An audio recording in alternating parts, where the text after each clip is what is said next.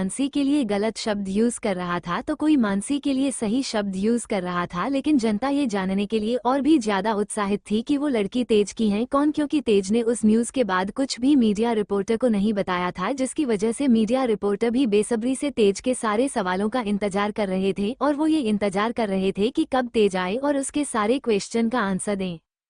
Party 10:00 बजे से start होने वाली थी और अभी 9:30 बज चुके थे। सारे लोग पार्टी में आना शुरू हो चुके थे और इम्पैक्ट आधे से ज्यादा लोग पार्टी में आ भी चुके थे। होटल नयनतारा दिल्ली का सबसे फेमस होटल था। इसे आज तेज बालिया ने पार्टी के लिए बुकिंग किया था। सब लोग अपने अपने तरीके से अंदाजा लगा रहे थे कि क्या होने वाला है और क्या नहीं। तेज के पक्ष के नेताओं को पता था कि तेज और मानसी की शादी हो चुकी है, इसलिए वो बस तेज के आने का ही इंतजार कर रहे थे। हालांकि उन सब ने भी किसी को कुछ भी बताना जरूरी नहीं समझा, क्योंकि तेज ने सबसे बताने के लिए मना कर दिया था। 9:45 के आसपास होटल नयनतारा के सामने कई सारी कारें आकर रुकी। मीडिया रिपोर्टर को अभी होटल के अंदर जाने से मना कर दिया गया था, जिसकी वजह से अभी सारे लोग आराम से पार्टी एंजॉय कर रहे थे। तेज, मानसी और बाकी सारे लोग भी होटल नयनतारा आ चुके थे। मानसी और तेज को शादी के जोड़े में देखकर वहां मौजूद सारे लोग मानसी को रिस्पेक्ट भरी नजरों से देख रहे थे, क्योंकि वहां मौजूद सबको ही पता था कि वो तेज की वाइफ हैं, इसलिए कोई भी मानसी से नजर नहीं मिला रहा था। पार्टी की लगभग 1 घंटे बाद तेज और मानसी को लेकर होटल के बाहर गार्डन में आ गया, जहां बहुत सारे रिपोर्टर्स तेज और मानसी का ही इंतजार कर रहे थे। उन्होंने तेज और मानसी को ऐसे शादी के कपड़ों में देखा तो वो सब लोग हैरान होकर जल्दी जल्दी तेज और मानसी की फोटो क्लिक करने लगे। हालांकि बॉडीगार्ड ने पहले ही सबको साइड कर दिया था। सब फोटो क्लिक कर रहे थे क्योंकि वो कोई भी मौका मिस नहीं करने वाले थे। तेज ने अपने पीछे से मानसी को आगे लाया। मानसी अब बिल्कुल नॉर्मल दिख रही थी, या कह लो कि नॉर्मल देखने की कोशिश कर रही थी, क्योंकि तेज अच्छे से महसूस कर सकता था कि मानसी कांप रही थी। मानसी ने सबकी तरफ देखा तो उसे इस तरह अचानक इतनी स्पॉटलाइट देखकर उसे और भी ज्यादा घबराहट होने लगी और उसने तेज के हाथों को काफी टाइटली पकड़ लिया। तेज मानसी को लेकर वहां से डायरेक्ट स्टेज पर जा चुका था और वो मानसी को लेकर वहीं बैठ गया। मीडिया रिपोर्टर उसकी फोटो दूर से ही क्लिक करने लगे, क्योंकि उसके आसपास किसी को भी जाने से मना कर दिया था। तेज ने अपने बॉडीगार्ड को इशारा किया तो सारे बॉडीगार्ड जो कि रिपोर्टर को रोके हुए खड़े थे, तेज के इशारे पर वो सारे अपना अपना सिर हिलाकर उन रिपोर्टर्स के आगे से हट गए और ये देखकर वहां मौजूद रिपोर्ट सभी मानसी और तेज के पास में आ गए। तेज बिना किसी एक्सप्रेशन के उन सारे रिपोर्टर्स की तरफ देखकर बोला, पूछो आप सबको क्या सवाल पूछने हैं। एक रिपोर्टर ने एक नज़र मानसी को देखा और वो तेज की तरफ देखकर बोला, क्या बता सकते हैं कि ये आपकी कौन है। तेज ने एक नज़र सारे रिपोर्टर्स को देखा और फिर मानसी का हाथ पकड़कर उन सारे रिपोर्टर्स की तरफ देखकर बोला, मेरी बीवी, मेरा प्यार, मेरी जिंदगी, my life, my wife, Mrs Mansi Tej Walia. सारी रिपोर्टर्स ने तेज की बातों को बहुत ही जल्दी अपने कैमरे में कैद कर लिया था, पर तेज की बात सुनकर वो लोग एक पल को तो हैरान रह गए। उन्हें ये नहीं लगा था कि मॉल में तेज ने जिस लड़की को किस किया था वो उसकी बीवी होगी। तेज सबकी तरफ देखकर बोला, आई थी, अब आप सबको पता चल चुका होगा कि मानसी मेरी वाइफ है, तो प्लीज मेरे और मानसी के बीच में कोई गलत वर्ड यूज करके जनता के सामने ना लाया जाए। और फिर उसने कैमरे की तरफ देखकर हल्के से मुस्कुराते हुए कहा, उम्मीद करता हूँ कि मेरी वाइफ से मिलकर आप सभी को खुशी होगी। कहकर वो मानसी को लेकर वहां से जाने लगा कि अचानक पीछे से किसी की आवाज आई, दुल्हन के कपड़े पहनने से ये पता नहीं चल जाएगा कि ये लड़की तुम्हारी वाइफ है, और हम कैसे मान लें कि ये लड़की तुम्हारी वाइफ है। क्या तुम हमें अपनी शादी की वीडियो दिखा सकते हो या फिर कोई ऐसा प्रूफ जिससे ये पता चल सके कि ये लड़की तुम्हारी वाइफ बन चुकी है। तेज ने वो आवाज सुनी तो उसके चेहरे पर एक टेढ़ी मुस्कुराहट आ गई। उसने पीछे मुड़कर देखा तो वहां पर लगभग उसी की उम्र का एक लड़का खड़ा हुआ था, जो कि तेज की तरफ देखकर शैतानी हंसी रहा था। वहीं उस लड़के की बात सुनकर सारे मीडिया रिपोर्टर ने अपने अपने कैमरा उस लड़के की तरह मोड़ लिए। वो लड़का तेज की अपोजिट पार्टी से था, विक्रम संवत। विक्रम रावत की बात सुनकर तेज मानसी का हाथ छोड़कर विक्रम रावत के सामने आ गया और ये देखकर विक्रम के चेहरे पर मुस्कुराहट आ गई। विक्रम तेज की तरफ देखकर बोला, तो मिस्टर तेज वालिया, अब आप कैसे प्रूफ करोगे कि आपकी उस लड़की के साथ शादी हो चुकी है। उसने मानसी की तरफ देखकर इशारा किया और फिर वो तेज की थोड़ा करीब जाकर उसके कान में हल्के से बोला, क्योंकि शादी तो हुई नहीं है।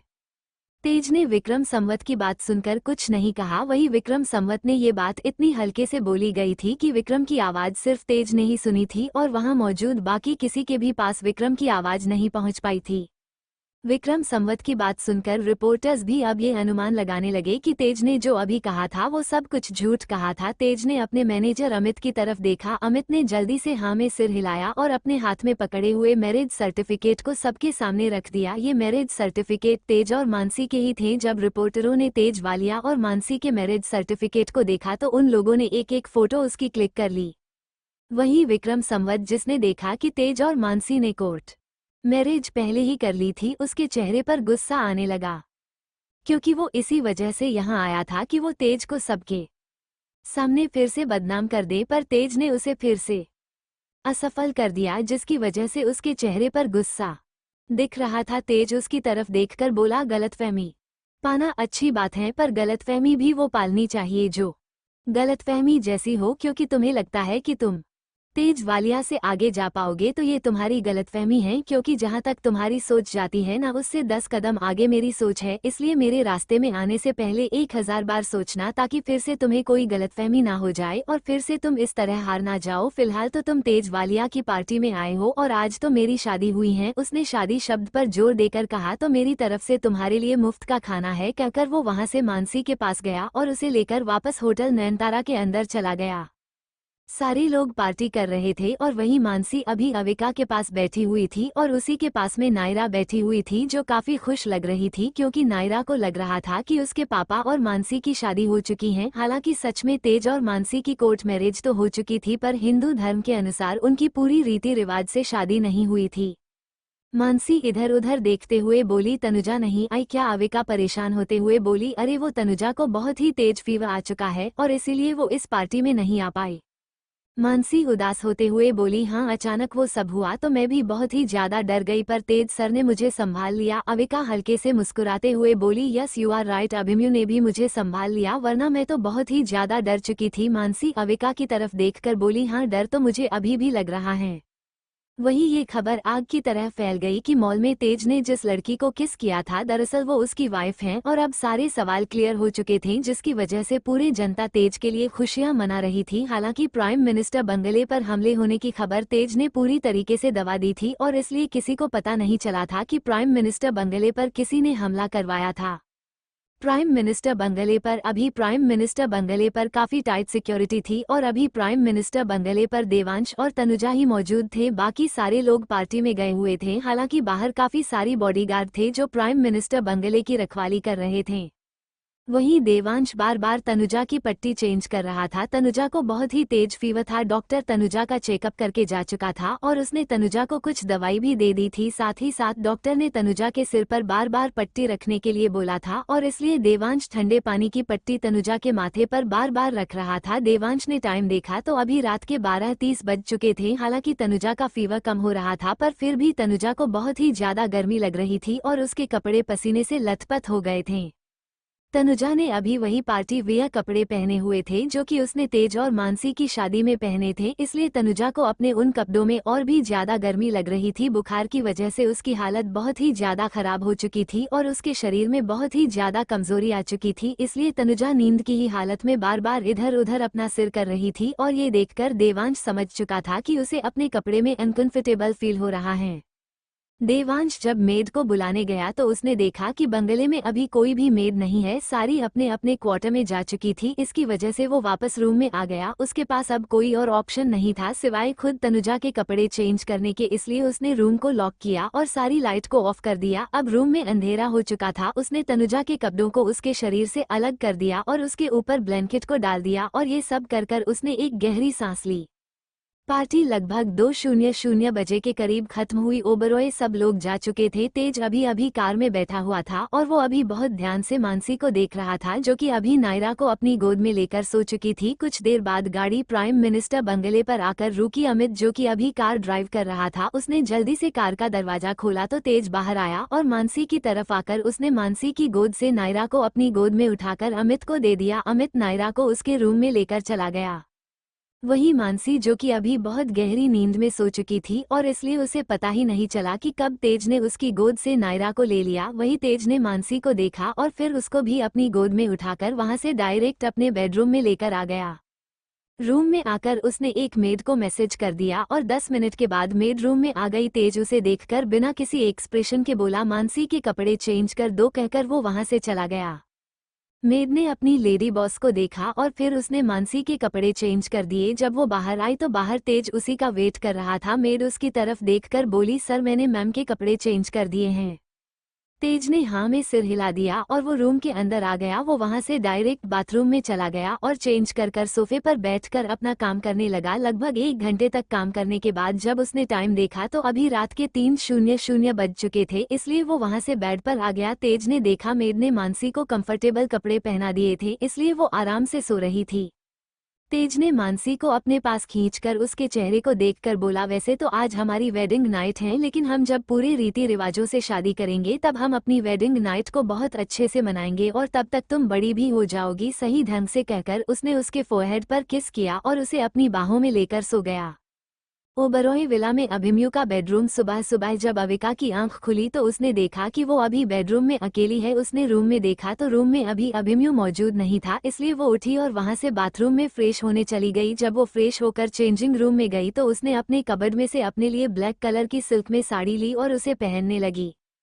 तैयार होकर जब वो लिविंग एरिया में आए तो देखा लिविंग एरिया में अभी सब लोग बैठकर आपस में बातें कर रहे थे। अविकी भी सबसे गुड मॉर्निंग विश कर उन्हीं के साथ बैठकर बातें करने लगी। कुछ देर बातें करने के बाद वो सब लोग वहां से डाइनिंग टेबल की तरफ चले गए और सब लोग ब्रेकफास्ट करने लगे। हालांकि अविका ने सुबह से ही अभिमन्यु को नहीं देखा था, इसलिए वो इधर उधर देख रही थी। अभिमन्यु के साथ साथ अभी वहां पर विक्रम जी भी मौजूद नहीं थे, लेकिन वहां पर वैभव जरूर चुपचाप अपना ब्रेकफास्ट कर रहा था और वो साथ में अविका को भी देख रहा था। जब उसने देख लिया कि अविका अभी कुछ सोच रही है तो वो उसे चढ़ाते हुए बोला डोंट वेयर भाभी, आप जैसे देखने की कोशिश कर रही हो वो फिलहाल यहाँ नहीं है। वो सुबह ही आपके ससुर जी के साथ ऑफिस चले गए हैं, तो आपको आपके पतिदेव के दर्शन शाम को ही हो पाएंगे। उसकी बात सुनकर अविका थोड़ी झिझक महसूस करने लगी और इसलिए वो चुपचाप अपना ब्रेकफास्ट करने लगी। वही वैभव की बात सुनकर ममता ओबरॉय, दादी जी और पायल जी के चेहरे पर मुस्कुराहट आ गई। वो सारे लोग अपना अपना ब्रेकफास्ट करने लगे।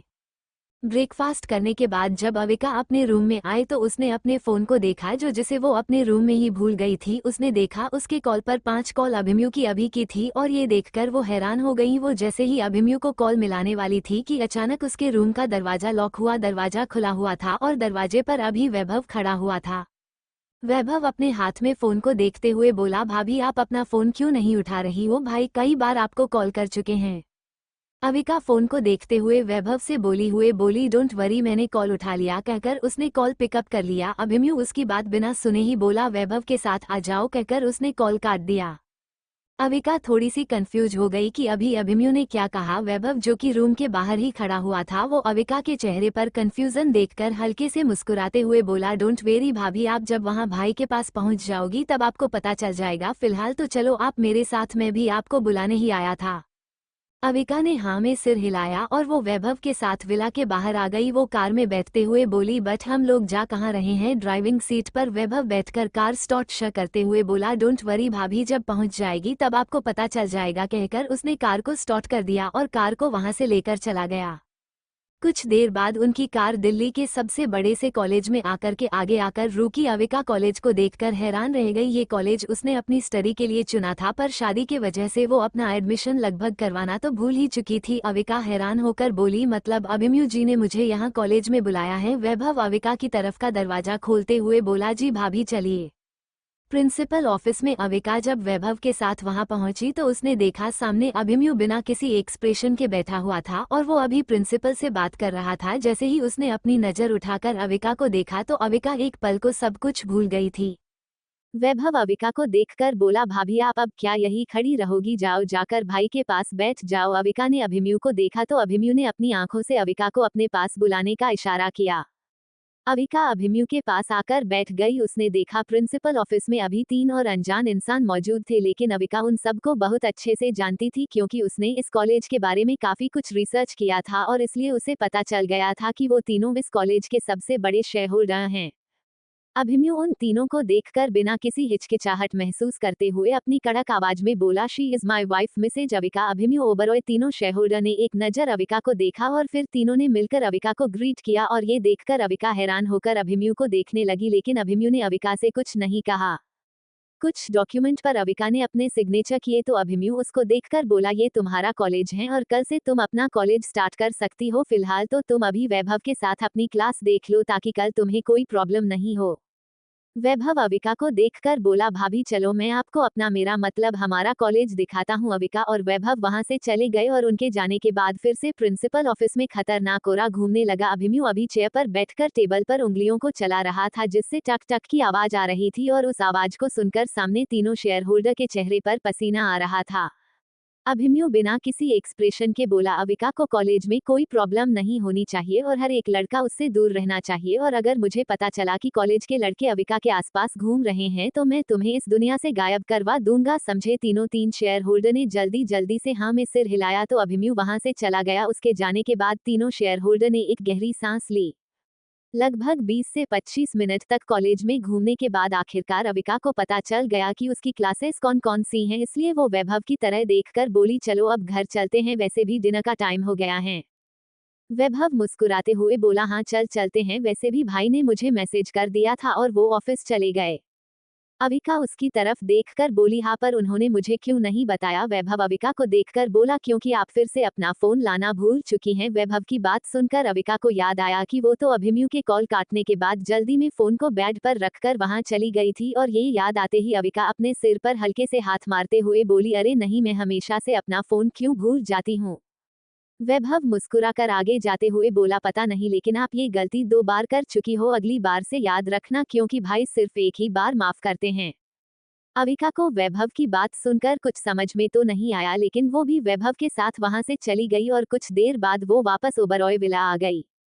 वहीं तनुजा अभी चुपचाप कार की विंडो से बाहर का नजारा देख रही थी। उसने अपने पास में ड्राइव कर रहे देवांश को देखा जिसके चेहरे पर अभी एक हल्की सी ढेरी मुस्कुराहट थी, और उस मुस्कुराहट को देखकर तनुजा चिढ़ते हुए बोली, ज्यादा मुस्कुराने की जरूरत नहीं है, आपको ये पता है कि आप बहुत बुरे इंसान हो। थैंक गॉड कि मुझे वक्त रहते पता चल चुका कि तुम बहुत बुरे हो, वरना अगर मेरी तुमसे शादी।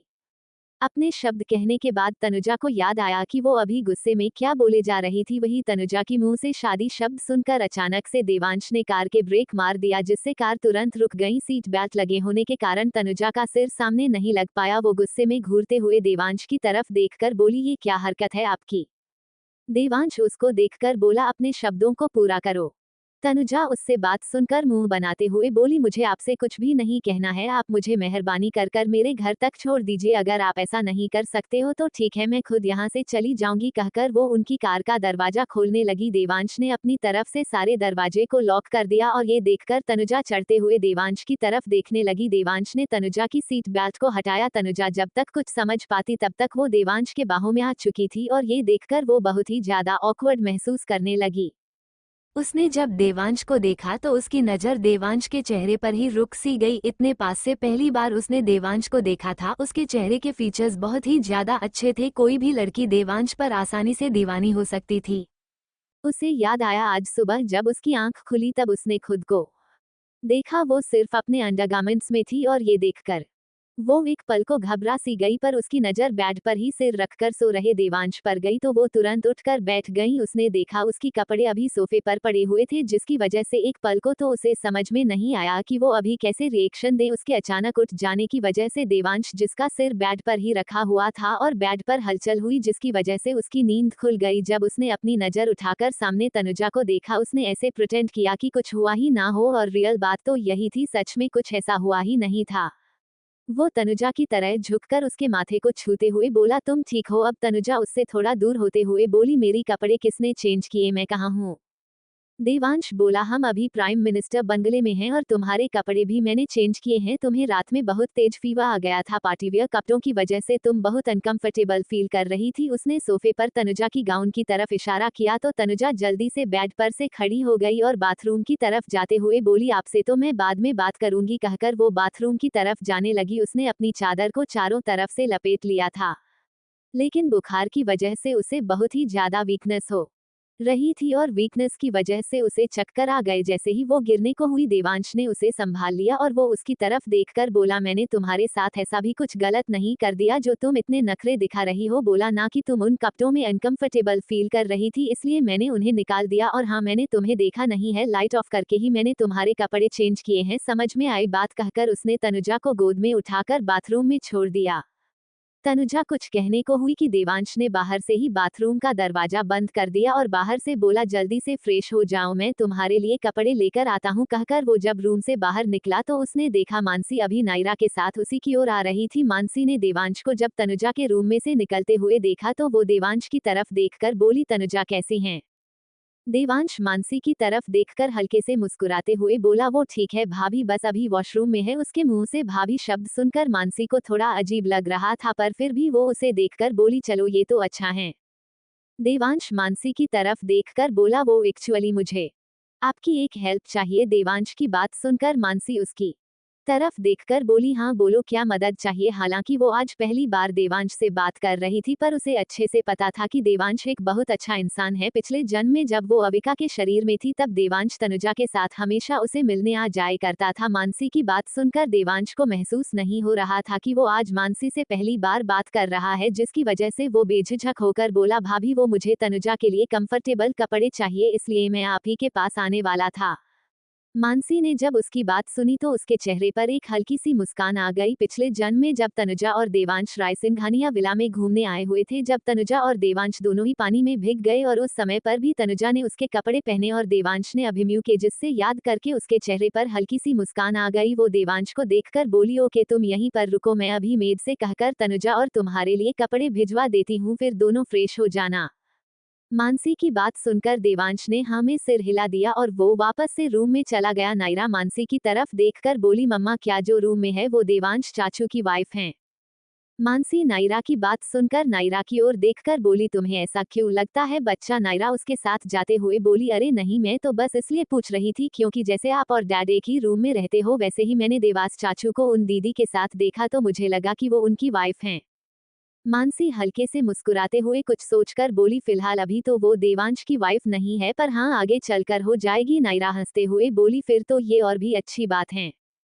बीच में ही नायरा की मेड नायरा को मिल गई, जिसकी वजह से नायरा अपनी मेड के साथ अपने रूम में तैयार होने चले गई क्योंकि उसका सुबह स्कूल था। वहीं मानसी जब अपने रूम में आई तो उसने देखा तेज फ्रेश होकर तैयार हो चुका था। वो अभी ड्रेसिंग टेबल के सामने अपने बालों को सेट कर रहा था। मानसी को देखकर तेज उसके चेहरे के एक्सप्रेशन समझ चुका था। वो मानसी की तरफ आते हुए बोला, व्हाट हैपन पत्नी? मानसी तेज की तरफ देखकर बोली, वो एक्चुअली सर मुझे रास्ते में देवांशी मिले थे, वो तनुजा के लिए कंफर्टेबल कपड़े लेने आ रहे थे तो मैं उनके लिए कपड़े देने जा रही हूँ, लेकिन मैंने उन्हें बोल दिया कि मैं आपके भी कपड़े उन्हें फ्रेश होने के लिए दे दूंगी, तो क्या मैं आपके कपड़े उन्हें दे सकती हूँ क्योंकि मैंने आपको बता बिना उनसे बोल दिया। तेज मानसी के पास आया और वो उसकी कमर पर हाथ रखकर उसे अपने पास खींचते हुए बोला, पत्नी बन चुकी हो तुम मेरी और तुम मुझे अभी भी सर बुला रही हो, और फिर रही मेरी कपड़ों की बात तो मैं तुम्हारा हूँ तो मेरी हर एक चीज पर तुम्हारा पूरा हक है। मानसी ने हाँ में सिर हिलाया तो तेज ने मानसी के माथे पर किस करते हुए कहा, ओके मैं नीचे ब्रेकफास्ट पर तुम्हारा वेट कर रहा हूँ, कहकर वो वहां से चला गया। मानसी ने एक गहरी सांस ली और वो वहां से चेंजिंग रूम में आ गई। उसने अपने कबर्ड में से तनुजा के लिए कंफर्टेबल कपड़े निकाले और फिर तेज की कबर्ड से देवांश के लिए कपड़े निकालकर वो रूम से बाहर आ गई। उसने कपड़े मेड के हाथों से भेज दिए और खुद वहां से नायरा के रूम में चली गई। तनुजा जब फ्रेश होकर बाहर आई तो उसने देखा देवांश बेड पर बैठकर अपना फोन चला रहा था। जैसे ही उसने तनुजा को बाथरोब में देखा अचानक उसको खांसी आने लगी। वो पूरी तरह से खांसने लगा और ये देखकर तनुजा बहुत घबरा गई। वो जल्दी से पानी को लेकर देवांश के पास जाकर उसको पानी पिलाते हुए बोली, अरे क्या हुआ तुम्हें? देवांश ने जल्दी से पानी पी लिया। तनुजा उसके पीठ पर हाथ फिराते हुए बोली, अब ठीक हो? देवांश जैसे ही कुछ कहने को हुआ कि अचानक उसकी नजर सामने पड़ी, जहां अभी तनुजा के झुकने की वजह से उसकी आधी चेस्ट देख रही थी। खांसते हुए उसने अपना चेहरा दूसरी तरफ करके कहा, अब मैं ठीक हूं, कहकर वो उठ गया। तनुजा ने हाँ में जवाब दिया और जब वो टेबल पर पानी का गिलास रख रही थी तब अचानक उसकी नजर खुद पर पड़ी और ये देखकर तनुजा जल्दी से देवांश को देखने लगी, जो कि अभी भी दूसरी तरफ चेहरा करके खड़ा हुआ था। तनुजा के चेहरे पर ये देखकर एक हल्की सी मुस्कान आ गई। देवांश वैसे ही तनुजा से बोला, मैं बाथरूम में जा रहा हूँ, मानसी ने पहले ही तुम्हारे लिए कपड़े भिजवा दिए हैं, ये रहे बेड पर कपड़े, कहकर वो बिना तनुजा की तरफ देखकर तुरंत बाथरूम में चला गया और ये देखकर तनुजा के चेहरे पर एक हल्की सी मुस्कुराहट आ गई। कुछ देर बाद देवांश वापस बाथरूम से रूम में आया तो उसने देखा तनुजा तैयार हो चुकी थी। देवांश भी जल्दी से ड्रेसिंग टेबल के पास गया और अपने बाल सही करने लगा। वही तनुजा ने देवांश को एक नजर देखा और वो अपना फोन देखने लगी, लेकिन कुछ सोचकर उसके चेहरे पर एक चमक सी आ गई। देवांश ने तनुजा को देखा तो अब सेल्फी ले रही थी और ये देखकर तो उसके चेहरे पर भी प्यारी सी मुस्कुराहट आ गई, जिससे उसके गालों पर डिंपल पड़ गए। तनुजा ने जब सेल्फी ले ली तो उसने उस सैलरी को जूम करके देखा तो उसकी आंखें चमक उठी, क्योंकि ये उसकी फोटो नहीं बल्कि देवांश की फोटो थी, जिसे उसने अभी अभी चोरी चुपके से लिया था। देवांश तनुजा की तरफ देखकर बोला, अगर फोटो क्लिक करना हो गया हो तो नीचे ब्रेकफास्ट करने चले। तनुजा खड़े होते हुए बोली, हाँ चलो। दोनों लोग वहां से नीचे डाइनिंग टेबल की ओर आ गए। उन्होंने देखा तेज, मानसी और नायरा तीनों अभी डाइनिंग टेबल पर बैठे थे। ऐसा लग रहा था जैसे अभी ही वो लोग वहां पहुंचे हो। देवांश और तनुजा भी जाकर बैठ गए। तेज तनुजा की तरफ देखकर बोला, तबीयत कैसी है तुम्हारी? तनुजा हल्की सी मुस्कुराहट देते हुए बोली, मैं ठीक हूँ जीजू। तेज ने हमें सिर हिला दिया और वो सारे लोग ब्रेकफास्ट करने लगे। ब्रेकफास्ट करने के बाद देवांश तनुजा के साथ प्राइम मिनिस्टर बंगले से बाहर आ गया। तनुजा को अपने घर जाना था। उसने जब सुबह फोन उठाकर देखे थे तो ऑलरेडी उसमें बहुत सारे उसके घर की तरफ से कॉल और मैसेज थे, जिसकी वजह से अब उसे घर जाना ही ठीक लगा, क्योंकि सबको पता था कि तनुजा की तबीयत ठीक नहीं है, इसलिए किसी ने कुछ नहीं कहा। लेकिन अब वो ठीक हो चुकी थी तो अब उसे अपने घर जाना सबसे ज्यादा सही लगा। तनुजा जब कार में बैठने को हुई कि देवांश उसके पास आया और उसकी तरफ झुककर उसके कान में बोला, वैसे किसी को ये मत बताना कि हम दोनों ने पूरी रात एक ही रूम में बताई है। उसकी बात सुनकर तनुजा हैरान हो गई। उसे समझ में नहीं आ रहा था कि वो अभी देवांश की बात सुनकर कैसे रिएक्ट करे, क्योंकि देवांश ने जिस तरह से ये बात कही थी तनुजा को शब्द नहीं मिल रहे थे कि वो देवांश से क्या कहें। देवांश तनुजा को और भी ज्यादा चिढ़ाते हुए बोला, नहीं, मैं तो बस इसलिए कह रहा हूँ क्योंकि कोई क्या सोचेगा, एक जवान लड़का जवान लड़की के साथ पूरी रात एक ही रूम में एक ही बेड पर, मतलब तुम समझ सकते हो ना मेरा कहने का मतलब। तनुजा चढ़ते हुए अपने दोनों हाथ बांधकर उसे देखने लगी और ये देखकर देवांश हल्का सा मुस्कुराते हुए बोला, क्या खड़ी खड़ी मेरा मुंह क्या देख रही हो? मना कि मैं ज्यादा हैंडसम हूँ, इसका मतलब तुम मुझे नजर लगा दोगी क्या? कहकर वो कार का दरवाजा खोलकर ड्राइविंग सीट पर बैठ गया। तनुजा जब पीछे वाली सीट पर बैठने के लिए कार का दरवाजा खुलने को हुई कि देवांश बोला, ओ मैडम, ड्राइवर नहीं हूँ मैं आपका, हम लोगों ने तो एक ही रूम में एक रात गुजारी है, तो इस नाते तुम्हें मेरे पास वाली सीट पर बैठना चाहिए। तनुजा पैर पटकते हुए उसके पास वाली सीट पर बैठ गई, क्योंकि देवांश उसे जानबूझकर चिढ़ा रहा था। वही तनुजा को अंदर ही अंदर बहुत हंसी भी आ रही थी, क्योंकि उसे नहीं सोचा था कि इतना सीरियस फेस रहने वाला इंसान अंदर से इतना खुश मिजाज होगा। पर वो देवांश को ये एहसास नहीं होने दे रही थी कि उसे हंसी आ रही है, पर वो फिर भी देवांश की बातें सुनकर चिढ़ भी रही थी। अचानक उसके कानों में देवांश की आवाज आई। जब तनुजा ने ये महसूस किया कि वो अभी देवांश की गोद में है तो वो अपनी सपनों की दुनिया से बाहर आई। देवांश उसकी कमर पर हाथ रखकर बोला, बहुत शौक है ना अकेली जाने का? तनुजा चढ़ते हुए बोली, हाँ तो क्या करूं, इतनी देर से तुम मुझे चिढ़ाए जा रहे हो। अरे चलो ठीक है, तुमने मेरे साथ एक रात गुजारी, एक रात में तुमने मेरे साथ कुछ गलत थोड़ी ना कर लिया कि तुम इतनी अजीब तरीके से ये बात बोल रहे हो। अगर कोई सुनेगा तो क्या सोचेगा कि तुमने मेरे साथ पूरी रात। देवांश उसके बालों में हाथ फिलाते हुए बोला, हाँ हाँ अपनी बात पूरी करो, मैं सुन रहा हूँ। तनुजा उसकी गोद से उठने की कोशिश करते हुए बोली, मैं आपको कोई जोक नहीं सुना रही हूँ जो अपनी बात पूरी करूँ। अब मुझे जल्दी से घर छोड़ दीजिए, मेरी मॉम ऑलरेडी मेरा इंतजार कर रही होंगी, मुझे बहुत काम है, मैं आपकी तरफ फ्री नहीं हूँ। देवांश ने उसे अपने पास बिठा लिया और वो वैसे ही कार स्टार्ट करते हुए बोला, हाँ तो मैंने कब बोला कि तुम फ्री हो, मैं खरीदने थोड़ी ना जा रहा हूँ तुम्हें। तनुजा मुंह खोले देवांश की बातें सुन रही थी। वो खुद से ही बोली, यार मतलब कैसा इंसान है ये? कहकर वो देवांश को घूरने लगी।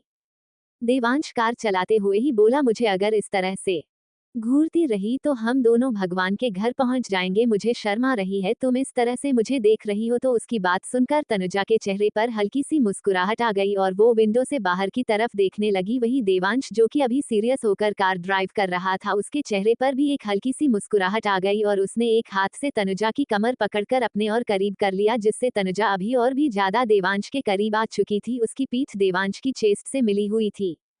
वो देवांश की धड़कन सुन सकती थी, उसकी धड़कनें इतनी तेज चल रही थी कि तनुजा भी महसूस कर सकती थी और ये देखकर उसका चेहरा हल्का सा गुलाबी पड़ने लगा। देवांश आराम से कार ड्राइव करने की कोशिश कर रहा था, लेकिन तनुजा के अपने इतने पास होने की वजह से उसका फोकस कार ड्राइव से बार बार हट रहा था। हालांकि वो अपनी गोद से तनुजा को हटाना भी नहीं चाहता था। वही ये बात तनुजा ने नोट कर ली थी और इसलिए उसने देवांश के हाथों से गाड़ी का हैंडल अपने हाथों में ले लिया और वो उसकी गोद में ही बैठकर कार ड्राइव करने लगी। ये देखकर देवांश के चेहरे पर बहुत ही प्यारी मुस्कुराहट आ गई। उसने अब दोनों हाथों से तनुजा की कमर को अच्छे से पकड़ लिया और उसके शोल्डर पर अपना सिर रख लिया।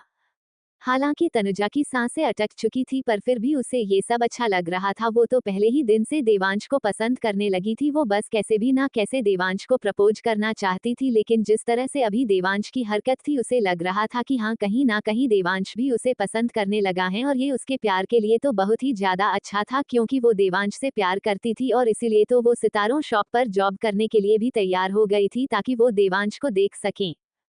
कुछ देर बाद तनुजा की कार मुखर्जी विला के सामने आकर रुकी तो देवांश तनुजा की तरफ देखकर बोला, तुम थोड़ा हल्के कार नहीं चला सकती थी? कितनी जल्दी तुम्हारा घर आ गया? तनुजा उसकी तरफ देखकर बोली, ओ हेलो, मैं पूरे 40 मिनट से कार ड्राइव कर रही हूँ, तब हम यहाँ आए हैं और तुम्हें ये जल्दी लग रहा है? अब मेरी कमर से हाथ भी हटाओ, मुझे अपने घर जाना है। देवांश उसकी कमर को और टाइटल पकड़ते हुए बोला, वैसे मेरा मन तो नहीं है, क्या तुम थोड़ी देर के बाद चली जाओगी? प्लीज प्लीज प्लीज मान जाओ।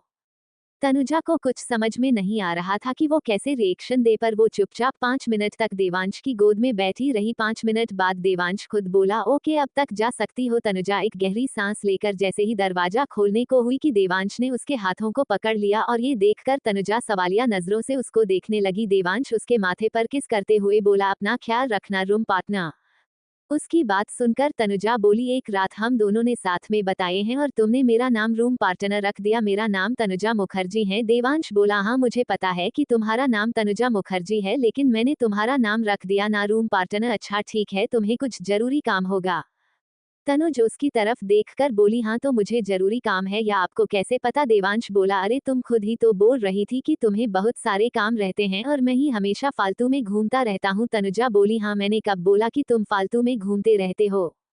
अब आगे देवांश तनुजा से बोला, अरे रूम पार्टनर, तुम्हारे कहने का मतलब यही था ना? तनुजा मुंह बनाते हुए बोली, आपसे बात करना बेकार है। कहकर वो वहां से जाने लगी कि अचानक उसके कानों में देवांश की आवाज आई, जो कि कार के अंदर से ही बोला, ओ ए रूम पार्टनर। तनुजा के चेहरे पर ये सुनकर एक हल्की सी मुस्कुराहट आ गई, पर जल्दी ही उसने अपनी मुस्कुराहट को छुपा लिया और वो देवांश की तरफ देखकर बोली, हाँ बोलो। देवांश उसके चेहरे को देखकर हल्का सा मुस्कुराते हुए बोला, कुछ नहीं, जाओ। और वो भी कार लेकर वहां से चला गया। तनुजा तो उसे देखती ही रह गई थी। ओबरॉय विला में अभिमन्यु का बेडरूम। अविका अभी बेड पर बैठी हुई थी और वो अभी अपनी बुककेस को देख रही थी, जिसे अभी ही एक मेड देकर गई थी। उन बुककेस के बीच में एक नोट्स भी था। अविका ने उस नोट्स को खोला तो उसमें लिखा हुआ था, ये मैंने तुम्हारे लिए भेजी है, कल से तुम्हारा वैसे भी कॉलेज है तो तुम अब अपनी स्टडी पर ध्यान दो। अविका को पता था कि ये नोट अभिमन्यु ने भेजा है और ये बुक एस भी, और ये देखकर उसके चेहरे पर हल्की सी मुस्कुराहट आ गई। काफी देर तक वो बुक एस को पढ़ती रही। कुछ देर बाद किसी मेड ने दरवाजे पर नोक किया तो अविका उसे अंदर बुलाते हुए बोली, अंदर आ जाओ। मेड अंदर आई और अविका की तरफ देखकर सिर झुकाते हुए बोली, अविका मैडम, वो आपको बड़ी मैडम बुला रही हैं। अविका ने हाँ में सिर हिलाया और वो वहां से नीचे लिविंग रूम में आ गई। उसने देखा लिविंग रूम में अभी ममता ओबरॉय, दादी जी पायल और अनाया ओबरॉय तीनों बैठे हुए आपस में बातें कर रहे थे।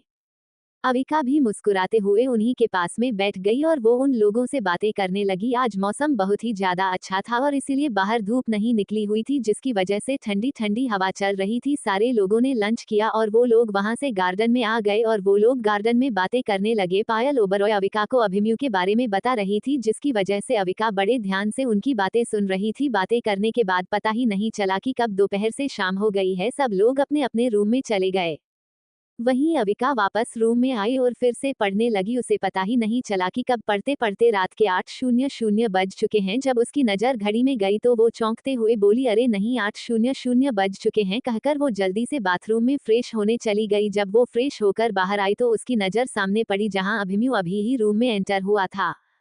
अभिमन्यु जो कि अभी रूम में एंटर हुआ था, उसकी नजर जैसे ही अविका पर गई वो उसकी तरफ आने लगा और ये देखकर अविका का चेहरा गुलाबी होने लगा, क्योंकि उसने अभी बाथरोब पहना हुआ था जो कि उसके थाई तक ही आ रहा था। अभिमन्यु उसके पास जाकर बोला, तुम मुझे सेड्यूस कर रही हो। अविका हैरान होकर बोली, मैंने आपको कब सेड्यूस किया, और फिर भला मैं आपको क्यों सेड्यूस करूंगी, मैं क्या कोई आपकी गर्लफ्रेंड हूँ। कहकर वो जैसे ही दूसरी तरफ से जाने को हुई कि अभिमन्यु ने उसे अपनी तरफ खींच लिया और वो उसे देखकर बोला, तुम मेरी वाइफ हो और मेरी लाइफ में तुम पहली ऐसी लड़की हो जिस पर मेरा दिल आया है, तो इसलिए मेरी लाइफ में ना तो मेरे को फीमेल फ्रेंड थी और ना ही कोई लड़की मेरी गर्लफ्रेंड थी। अविका हैरान होकर बोली, हाँ मतलब आपके कोई भी गर्लफ्रेंड नहीं थी। अभिमन्यु ने ना में सिर हिला दिया तो अविका के दिल में एक अजीब सी फीलिंग आई। वही अभिमन्यु की नजर अविका के चेहरे से पानी की बूंदे पर पड़ी जो कि धीरे धीरे उसके गर्दन से होते हुए उसकी चेस्ट में गुम हो रही थी, और ये देखकर अभिमन्यु को अपना गला सूखता हुआ महसूस हो रहा था। उसने अविका को अपने पास खींच लिया और उसके गले पर पानी की बूंदों को सक करने लगा, जिससे अविका ने अपने बाथरोब को टाइटली पकड़ लिया था। वही अभिमन्यु काफी देर तक उसके गले पर सक करता रहा, जिससे अविका की सिसकियां निकल रही थी, लेकिन उसने अभिमन्यु को नहीं रोका। कहीं ना कहीं वो भी अभिमन्यु के किस करने की वजह से बहक रही थी और अभिमन्यु उसे किस कर रहा था जिससे उसको अच्छा लग रहा था, इसलिए उसने बिल्कुल भी अभिमन्यु को अपने आप से दूर नहीं किया। अभिमन्यु ने उसके होठों पर अपने होंठ रख दिए और काफी देर तक वो उसके होठों को चूसता रहा। लगभग जब अविका को सांस लेने में ज्यादा ही दिक्कत होने लगी तब उसने अविका को छोड़ दिया और वो वहां से बाथरूम में चला गया, क्योंकि अब उसका शरीर गर्म पड़ रहा था और इसलिए वो बाथरूम में आकर शावर के नीचे खड़ा हो गया। ठंडा ठंडा पानी जब उसके शरीर में पड़ा तब उसे हल्का हल्का सुकून सा मिलने लगा। वही अविका जल्दी से अपनी चेंजिंग रूम में गई और चेंज कर कर नीचे आ गई, जहां वो बाकी सारे लोगों के साथ बैठकर बातें करने लगी। अभी इस टाइम लिविंग रूम में सारे ही लोग मौजूद थे। वो अब सब लोगों से घुल मिल गई थी, जिससे उसे उन लोगों से बातें करना अच्छा लगता था। उसकी वजह से अभी वहां का माहौल काफी ज्यादा अच्छा था। अभिमन्यु जब बाथरूम में से नहाकर बाहर आया तो उसने देखा कि अविका रूम में नहीं है, और ये देखकर वो भी चेंजिंग रूम में चेंज करने चला गया। चेंज करने के बाद वो अपनी सोफे पर बैठकर अपने ऑफिस का काम करने लगा। काम करते करते काफी ज्यादा टाइम हो चुका था। अभिमन्यु ने जब टाइम देखा तो अभी रात के 10:00 बज रहे थे और ये टाइम ओबरॉय परिवार में डिनर का टाइम था, इसलिए अभिमन्यु वहां से डायरेक्ट डिनर करने के लिए डाइनिंग टेबल की ओर चलाया। उसने देखा सब लोग अपनी अपनी जगह बैठ चुके थे और वो भी जाकर अपनी चेयर पर बैठ गया। उसने एक नजर अपने पास में बैठी हुई अविका पर डाली, जो कि अभी अपना सिर झुकाकर डिनर कर रही थी, जिससे देखकर अभिमन्यु के चेहरे पर एक हल्की सी मुस्कान आ गई, जिससे उसने बहुत जल्दी छुपा लिया। सारे लोग डिनर करने लगे। डिनर करने के टाइम किसी ने भी कुछ भी बोलने की हिम्मत नहीं की, क्योंकि अभिमन्यु ने नियम बनाए थे कि डिनर करते टाइम कोई भी कुछ नहीं बोलेगा। डिनर करने के बाद सारे लोग अपने अपने रूम में चले गए। अविका जैसे ही अपने रूम में आकर सोने के लिए बेड की तरफ जाने को हुई थी कि अभिमन्यु उसे देखकर बोला, सोने नहीं स्टडी करने चलो। अविका बोली, लेकिन मैंने आज पूरे दिन स्टडी की है। अभिमन्यु उसके पास आया और उसका हाथ पकड़कर अपनी स्टडी रूम में ले जाते हुए बोला, 4 घंटे पढ़ाई करने से तुम ये नहीं बोल सकती कि तुमने सारे दिन पढ़ाई की है। कहकर वो उसे अपनी स्टडी रूम में लेकर आ गया। अविका ने अपना मुंह बुरी तरीके से बना लिया। वो बेमन से अभिमन्यु को देखकर बोली, ठीक है, लेकिन अभी उसका बिल्कुल भी मन नहीं था कि वो पढ़ाई करे। अभिमन्यु से चिढ़ते हुए वो चुपचाप जाकर बैठ गई और किताबों के पेज को इधर उधर करके देखने लगी। अभिमन्यु जो कि अपने लैपटॉप पर काम कर रहा था, उसकी नजर काम के साथ अविका का पर भी बनी हुई थी, और ये देखकर कि अविका अभी अपनी पढ़ाई पर फोकस नहीं है तो वो अविका के पास सोफे पर जाकर बैठ गया। ये देखकर अविका उसकी तरफ देखकर बोली, अब क्या हुआ। अभिमन्यु ने उसके हाथों से बुक ली और वो उसे समझाने लगा, जिसे अविका ध्यान से समझने की कोशिश करने लगी, पर उसे कसम से अभी बहुत तेज नींद आ रही थी, क्योंकि वो आज बहुत थक चुकी थी। लेकिन वो अभिमन्यु के सामने ऐसे प्रिटेंड कर रही थी कि हाँ, वो बहुत ही ज्यादा ध्यान से अभी उसकी सारी बातों को समझ रही हैं। अभिमन्यु ने उसकी तरफ देखा और अपना सिर होते हुए बोला, ठीक है, आज के लिए इतना काफी है, मैं परसों इसका टेस्ट लूंगा। अविका जो कि अभी बेमन से अभिमन्यु के सामने ये पैटर्न कर रही थी कि वो पढ़ाई कर रही हैं, लेकिन अभिमन्यु की बात सुनकर उसको एक झटका सा लगा और इसीलिए वो हैरानी में अपनी आंखें बड़ी बड़ी करते हुए बोली, क्या, लेकिन आपने मुझे ये बात पहले क्यों नहीं बताया कि आप जो मुझे समझा रहे हो उसका परसों टेस्ट होगा। अभिमन्यु उसकी तरफ देखकर बोला, मैंने जो समझाया तुम्हें समझ में तो आ गया होगा, तो फिर क्या फर्क पड़ता है कि तुम्हारा टेस्ट परसों हो या फिर कल। तुम अच्छे से तैयारी करना, अब जाओ, काफी टाइम हो चुका है, आराम कर लो, वैसे भी सुबह तुम्हारा कॉलेज है। अविका ने हाँ में सिर हिला दिया, क्योंकि आज वो बहुत ज्यादा थक चुकी थी। वो वहां से डायरेक्ट अपने बेडरूम में वापस आ गई। उसने अपने दिमाग को शांत किया और बेड पर लेट गई। कुछ देर बाद उसे नींद आ गई। 1:00 बजे के आसपास बेडरूम का दरवाजा खुला और एक परछाई रूम के अंदर आई। उस परछाई ने रूम में हल्की सी रोशनी जलाई तो वो कोई और नहीं अभिमन्यु था। अभिमन्यु ने सामने अपने बेड पर सोती हुई अपनी वाइफ को देखा। अभी अधिका बहुत ही ज्यादा खूबसूरत लग रही थी। डिम लाइट की मध्यम रोशनी में उसका चेहरा चमक रहा था। वो उसके पास जाकर लेट गया और उसे देखने लगा। देखते देखते पता नहीं कब उसे नींद आ गई और वो भी अविका को अपनी बाहों में लेकर सो गया। ब्रेकफास्ट के समय सारे लोग बैठकर अभी ब्रेकफास्ट कर रहे थे। ब्रेकफास्ट करने के बाद अभिमन्यु अविका की तरफ देखकर बोला, 5 मिनट में मुझे तुम ओबरॉय पैलेस के दिखनी चाहिए, कहकर वो वहां से चला गया। अविका जानती थी कि अभिमन्यु अपने समय का कितना पक्का है। वो इतने दिनों से इतना तो जान ही चुकी थी अभिमन्यु को, और वैसे भी वो जब भी अभिमन्यु के पास होती थी या फिर अभिमन्यु उसके पास होता था तो उसे ऐसा लगता था जैसे वो अभिमन्यु को बहुत पहले से ही जानती हो। वो अपने रूम में गई और जल्दी से अपना सामान और बैग लेकर ओबरॉय पैलेस के बाहर आ गई। उसने देखा अभिमन्यु कार से टककर स्मोकिंग कर रहा था। ऐसा लग रहा था कि वो 5 मिनट से स्मोकिंग कर रहा होगा क्योंकि उसके आसपास स्मोकिंग का धुआं फैल चुका था। अविका अपने हाथ से उस धुआं को इधर उधर कर अभिमन्यु के पास आई। उसे हल्की हल्की खांसी हो रही थी स्मोकिंग की वजह से, और ये देखकर अभिमन्यु ने अपने हाथ में सिगरेट को नीचे जमीन पर फेंक कर पैरों से मसल दिया और वो अविका की तरफ देखकर बोला, कार में बैठो। अविका ने खुद को शांत किया और वो कार में जाकर बैठ गई। कार में बैठकर उसने एक गहरी सांस ली। सच में उसे स्मोकिंग की स्मेल बिल्कुल भी पसंद नहीं थी। कुछ देर अभिमन्यु की कार कॉलेज आकर रुकी। अभिमन्यु अविका की तरफ देखकर बोला, मैं तुम्हें कॉलेज से ले जाऊंगा, तो जब तुम्हारी सारी क्लासेज खत्म हो जाए मुझे मैसेज कर देना या फिर कॉल कर देना, कहकर उसने अविका के फोरहेड पर किस किया। तो अविका ने मुस्कुराते हुए हाँ में सिर हिलाया और वो कॉलेज के अंदर चली गई। कॉलेज में अभी ज्यादा स्टूडेंट नहीं थे क्योंकि उसकी पहली क्लास 9:20 की थी, इसलिए सुबह के टाइम कॉलेज में ज्यादा स्टूडेंट नहीं थे। उसने कल वैभव के साथ ही पूरा कॉलेज तो नहीं बट अपनी क्लासेज जरूर देखनी थी, इसलिए वो डायरेक्टर अपनी क्लास में आ गई। दरअसल अविका को बेस्ट डॉक्टर बनना था, इसकी वजह से उसने पीसीबी यानी कि फिजिक्स, केमिस्ट्री और बायोलॉजी सब्जेक्ट लिए थे और अभी वो अपनी फिजिक्स की क्लास में थी। उसने देखा सामने 2 सीटों पर तनुजा और मानसी बैठे हुए आपस में बातें कर रही थी क्योंकि अभी क्लास लगने में 5 मिनट बाकी थे, और उन दोनों को क्लास में देखकर अविका थोड़ी हैरान हो गई। वहीं मानसी और तनुजा ने जब सामने अविका को देखा तो वो और भी ज्यादा हैरान हो गई। वो दोनों एक साथ खड़ी हो गई और अविका की तरफ आते हुए एक साथ बोली, अरे तुम भी डॉक्टर बनना चाहती हो। दोनों के एक साथ शब्द सुनकर अविका के चेहरे पर एक हल्की सी मुस्कुराहट आ गई। वो थोड़ी हैरान होकर बोली, तुम दोनों ने बताया नहीं कि तुम्हारा भी इसी कॉलेज में एडमिशन हुआ है। मानसी थोड़ी उदास होकर बोली, मुझे तो खुद भी पता नहीं था कि मेरा इस कॉलेज में एडमिशन हुआ है। कल शाम को ही मुझे तेज सर ने बताया था कि मैं अपनी आगे की पढ़ाई कंटिन्यू इस कॉलेज से करूंगी और उन्होंने सारी फॉर्मेलिटी भी पूरी कर दी, कहकर मानसी और अविका दोनों तनुजा की तरफ देखने लगी जैसे वो उसकी बात भी सुनना चाह रही हो। तनुजा मुस्कुराते हुए बोली, अरे नहीं यार, मैंने तो अपना एडमिशन बहुत पहले ही करवा लिया था, बस तुम लोगों की शादी की वजह से मुझे टाइम ही नहीं मिला कि मैं अपनी क्लास अटेंड कर लूं, तो मैंने सोचा आज ही अपनी किसान क्लास अटेंड कर लूं, बट मुझे क्या पता था मैं क्लास में आते ही मुझे सरप्राइज मिल जाएगा। एक बात तो अच्छी हुई थी, हम तीनों साइंस के स्टूडेंट हैं, अब फिजिक्स, केमिस्ट्री और बायोलॉजी में मत्था पंछी करेंगे।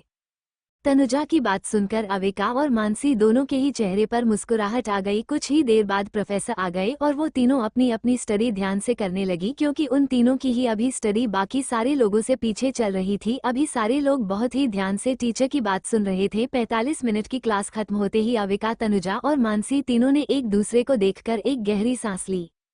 प्रोफेसर मानसी के पास आए और उसे ग्रेट करते हुए बोले, good morning Mrs Walia. Professor की गुड मॉर्निंग विश सुनकर मानसी को थोड़ा अजीब लग रहा था, पर अब सबको ही पता चल चुका था कि मानसी कोई मामूली लड़की नहीं है बल्कि प्राइम मिनिस्टर की वाइफ है, और इसीलिए मानसी ने भी ऑकवर्ड सी स्माइल करते हुए गुड मॉर्निंग का रिप्लाई कर दिया। वही सारे स्टूडेंट भी अपनी क्लास में मानसी को देखकर थोड़े हैरान थे क्योंकि उन्हें उम्मीद नहीं थी कि प्राइम मिनिस्टर की वाइफ, जिसकी अभी कुछ दिन पहले ही वेडिंग हुई थी, उन्हीं की कॉलेज में, इनफैक्ट उन्हीं की क्लास में उन्हीं के साथ पढ़ेंगे। उन्हें इस बात की खुशी भी थी कि वो प्राइम मिनिस्टर की वाइफ के साथ पढ़ेंगे। प्रोफेसर वहां से चले गए और वहीं अविका, मानसी और तनुजा तीनों अपनी अपनी बुक्स अपने बैग में रखने लगी। वो जैसे ही उठकर जाने को हुई कि सामने से एक लड़की उन तीनों के पास आकर बोली, तुम तीनों कितनी खूबसूरत हो, क्या मैं सपना देख रही हूँ? क्योंकि मैंने अपनी लाइफ में पहली बार इतनी खूबसूरत लड़कियों को देखा है, और वो भी 3-3 को। अविका, मानसी और तनुजा तीनों अपनी तारीफ सुनकर हैरान हो गईं। अविका, तनुजा और मानसी ने सामने देखा, सामने सांवली सी लड़की अपने आंखों पर चश्मा लगाए खड़ी हुई थी, जिसकी उम्र यही कोई 19 साल की होगी। उसके चेहरे पर एक हल्की सी मुस्कुराहट थी। वो सांवली सी जरूर थी लेकिन उसकी आंखें बहुत ही खूबसूरत थी, जिसकी वजह से वो अभी बहुत ही खूबसूरत लग रही थी। मानसी अपने सामने खड़ी हुई लड़की को देखकर बोली, तुम्हारा नाम क्या है? वो लड़की अपना हाथ आगे करते हुए बोली, हाय मैं सविता। और तुम? मानसी को सविता की बात सुनकर थोड़ी हैरानी हुई, क्योंकि अब लगभग सबको ही पता चल चुका था कि उसकी शादी इंडिया के प्रधानमंत्री तेज बालियाने के साथ हो चुकी है। तो फिर सामने वाली लड़की ऐसे क्यों बात कर रही है जैसे उसे उसके बारे में कुछ पता ही ना हो। वो अपना हाथ मिलते हुए बोली, मैं मानसी अग्निहोत्री। सविता ने फिर अविका तनुजा से भी हाथ मिलाया। तनुजा सविता पर थोड़ा डाउट करके हुए बोली, वैसे क्या तुम टीवी और न्यूज़ वगैरह नहीं देखती हो? सविता अपने चश्मे को फिर से ठीक करते हुए बोली, वो एक्चुअली मैं इस कॉलेज पर स्कॉलरशिप की वजह से आई हूँ, तो मैं अपनी ज़्यादातर ध्यान पढ़ाई में ही लगाती हूँ। और फिर रही बात इंटरनेट पर न्यूज़ देखने की, तो मेरे पास मेरा अपना स्मार्टफोन नहीं है, मैं अभी भी कीपैड फ़ोन यूज़ करती हूँ और इसलिए मुझे बाहर की न्यूज़ के बारे में ज़्यादा पता नहीं है। और फिर रही बात टीवी और अखबार की, तो ये दोनों चीज़ें देखना मुझे बिल्कुल भी पसंद नहीं है। मुझे किताबें पढ़ना बहुत पसंद है, तो मैं अपना सारा ध्यान पढ़ाई में लगाती हूँ, क्योंकि मैंने बहुत मुश्किल से नीट का एग्जाम क्लियर किया है। उसकी बातों में उसकी सच्चाई झलक रही थी। अविका ने जब उसके कपड़े को देखा तो उसके कपड़े भी ज्यादा महंगे नहीं लग रहे थे। वही तनुजा और मानसी अभी तक उसकी बात सुनकर हैरान थी। इतनी मॉडल जमाने में भी सविता कीपैड का फोन यूज कर रही है और वो भी सोशल मीडिया से बहुत दूर है, तो भला फिर कैसे उसे मानसी के बारे में पता होगा? मानसी बोली, अच्छा कोई बात नहीं, वैसे हम कैंटीन में चलते हैं, अगली क्लास 15 मिनट बाद लगेगी। सविता दूसरी तरफ जाते हुए बोली, अरे नहीं, तुम तीनों जाओ कैंटीन में खाना खा लो, मैं अपना लेंस अपने साथ लेकर आई हूँ। तनुजा ने उसका हाथ पकड़ लिया और वो सविता की तरफ देकर बोली, अरे तुम कहाँ चली, चलो हमारे साथ कैंटीन में। और फिर कॉलेज में अपना लंच कौन लेकर आता है? कॉलेज में कैंटीन है ना, फिर तुम कैंटीन से खाना क्यों नहीं खाती हो? सविता थोड़ी ऑकवर्ड सी स्माइल करते हुए बोली, वो एक्चुअली कैंटीन का खाना थोड़ा ज्यादा महंगा है और मैं इसे अवॉर्ड नहीं कर सकती, इसलिए। मानसी मुस्कुराते हुए बोली, ठीक है हमारे साथ चलो, आज की ट्रीट हमारी तरफ से। सविता उसकी तरफ देखकर बोली, सॉरी बट मैं नहीं जा सकती हूँ, और रही बात ट्रीट की तो मुझे जरूरत नहीं है, कहकर वो जैसे ही जाने हुई कि अविका बोली, अच्छा ठीक है, एक काम करते हैं, आज हम दोस्त बने हैं तो इसी की पार्टी रखते हैं। अब तुम इस खुशी में तो हमारे साथ दे ही सकती हो, क्योंकि अविका को समझ में आ चुका था कि सविता बहुत स्वाभिमानी लड़की है, इसलिए उसने ये बात बोली थी। सविता मुस्कुराते हुए बोली, हाँ ये बात तो ठीक है, कहकर वो भी अविका और बाकी सारे लोगों के साथ कैंटीन की तरफ चली गई, क्योंकि अभी सच में उसे बहुत तेजी से भूख लगी थी। वो सुबह को जल्दी उठी थी और जल्दी ही कॉलेज आ गई थी। दरअसल सविता पास के ही एक फ्लैट में रहती थी, जो कि कॉलेज से 15 मिनट की दूरी पर था। वो पार्ट टाइम जॉब भी करती थी, लेकिन फिर भी कॉलेज का कैंटीन का खाना बहुत ही ज्यादा महंगा था, जिससे वो अवॉर्ड नहीं कर सकती थी, इसलिए वो कैंटीन में कभी नहीं गई थी। वो जब कैंटीन में आई तो वो कैंटीन को देखकर थोड़ी हैरान हो गई, क्योंकि कैंटीन काफी ज्यादा बड़ी थी। वैभव अभी अपने मैनेजर से बात करते हुए हॉस्पिटल के बाहर जा रहा था। दरअसल उस दिन प्राइम मिनिस्टर के बंगले पर हुए हमले में उसके हाथ में एक गोली छूकर निकल गई थी, पर ये बात उसने किसी को नहीं बताई थी। हालांकि उस दिन उसका ट्रीटमेंट हो चुका था, पर वो अपनी बॉडी चेकअप करवाने की वजह से हॉस्पिटल आया हुआ था। वो अभी हॉस्पिटल से बाहर की तरफ जा ही रहा था कि अचानक एक लड़की उससे टकरा गई, जिसकी वजह से वैभव ने खुद को और उस लड़की को संभालने के लिए उसे पकड़ लिया।